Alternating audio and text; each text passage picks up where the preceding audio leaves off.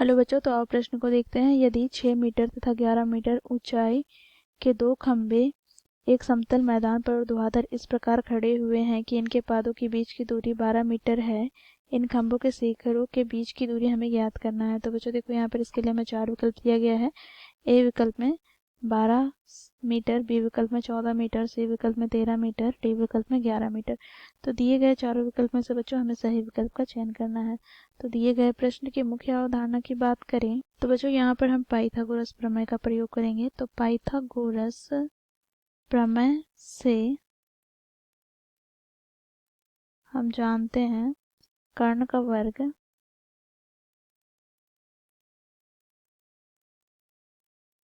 बराबर होगा किसके।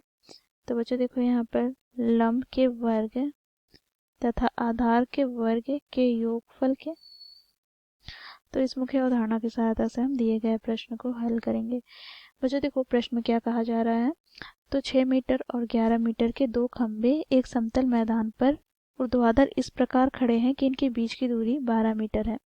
तो बच्चों यहाँ पर हम ले लेते हैं, देखो ए बी एक खंभा है जिसकी ऊंचाई कितनी है, 11 मीटर। ठीक है। और बच्चों देखो, एक दूसरा खंभा है सी डी, तो इसकी ऊंचाई कितनी है, तो 6 मीटर।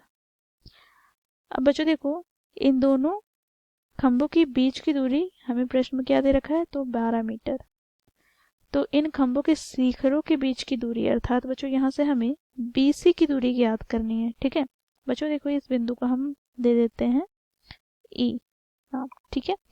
अब बच्चों देखो, यहाँ पर क्योंकि ये ऊर्ध्वाधर खड़ा है और यहाँ पे बच्चों देखो यह कोण कितना होगा, 90 डिग्री। तो ये भी कोण क्या हो जाएगा, 90 डिग्री है। ठीक है। तो यहाँ पर हम लिखेंगे, क्योंकि यहाँ पर ए बी बराबर कितना है, तो 11 मीटर, सी टी बराबर कितना है, तो 6 मीटर। तो यहाँ से बच्चों हम एक बात करें तो बच्चों ये सी डी के बराबर हो जाएगा, अर्थात 6 मीटर के बराबर होगा। तो इस प्रकार बच्चों यहाँ से हमें बी ई की मान कितना प्राप्त हो जाएगा। तो बच्चों देखो, ए बी माइनस ए ई, तो ए बी कितना है, तो 11 माइनस 6, अर्थात ये हमें प्राप्त हो जाएगा बच्चों 5 मीटर। ठीक है।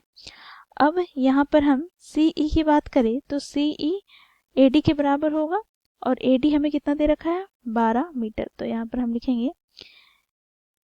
ए डी बराबर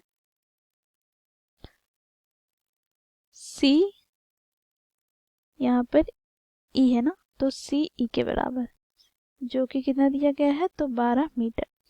अब बच्चों देखो, यहाँ पर हमें क्या ज्ञात करना है, तो हमें यहाँ पर ज्ञात करना है बच्चों BC की लंबाई। ठीक है। अब हमने यहाँ पर ज्ञात कर लिया है कि B कितना है, तो 5 मीटर है। और बच्चों देखो CE कितना है, तो CE है बच्चों यहाँ पर 12 मीटर। तो बच्चों देखो, यहाँ से हम पाइथागोरस प्रमेय लगाकर कर्ण अर्थात BC ज्ञात कर सकते हैं। तो यहाँ से हम लिखेंगे समकोण त्रिभुज, यहाँ पर क्या है, तो BEC में। तो यहाँ से बच्चों हमें प्राप्त हो जाएगा BC का स्क्वायर बराबर यहाँ पर BE का स्क्वायर प्लस CE का स्क्वायर।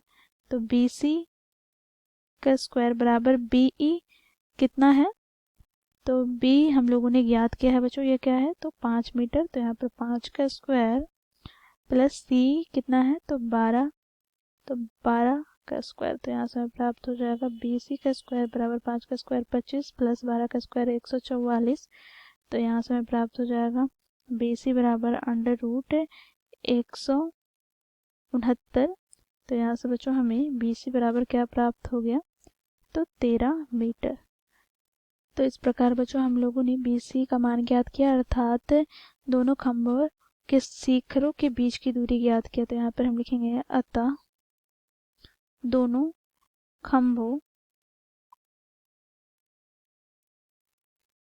के बीच की दूरी, जिसे बच्चों हम लोगों ने BC से ज्ञात किया है, प्रदर्शित किया है, जो कि क्या है 13 मीटर। तो इस प्रकार बच्चों हम लोगों ने मुख्य अवधारणा की सहायता से दिए गए प्रश्न को हल किया। आशा करती हूँ आप लोगों को यह प्रश्न समझ में आया होगा। धन्यवाद।